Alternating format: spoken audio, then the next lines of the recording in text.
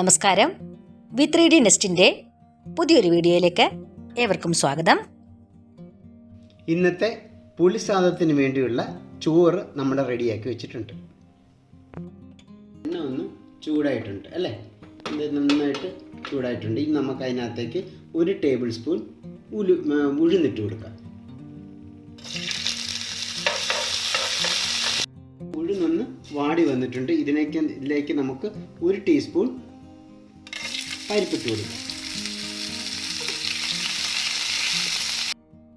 1.5 teaspoon ചെറുപയർ പരിപ്പിട്ട് കൊടുക്കാം.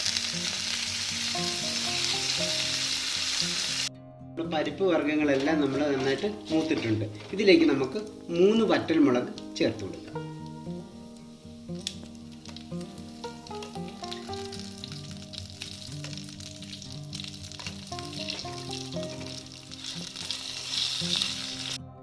ഒരു 2 തണ്ട് കരിവേപ്പില.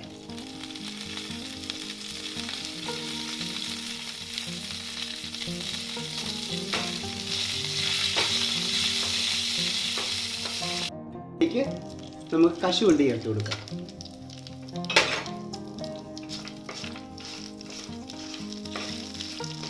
ഇനി ഇതിലേക്ക് നമുക്ക് 2 സ്പൂൺ പുളി.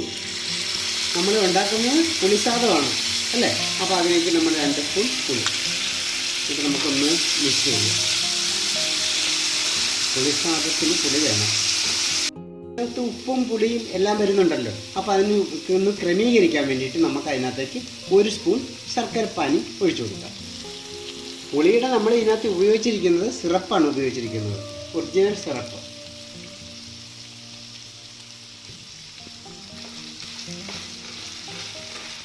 ഇതിലേക്ക് 1 കപ്പ് വെള്ളം ഒഴിച്ചു കൊടുക്കുക.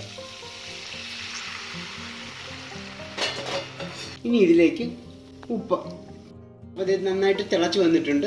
ഇനി തിളച്ചൊന്ന് കുറുകി വന്നു കഴിയുമ്പോൾ നമുക്കിതിനകത്തേക്ക് ചോറിട്ട് കൊടുക്കാം.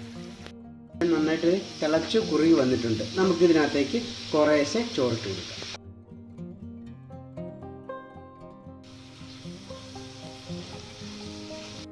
അങ്ങനെ നമ്മുടെ പുളിസാദം റെഡി ആയിട്ടുണ്ട്. കൂടെ കഴിക്കാൻ നോക്കി നല്ല തലക്കറി, അതുപോലെ തന്നെ പപ്പടം, അച്ചാർ. എല്ലാവരും ട്രൈ ചെയ്ത് നോക്കുക.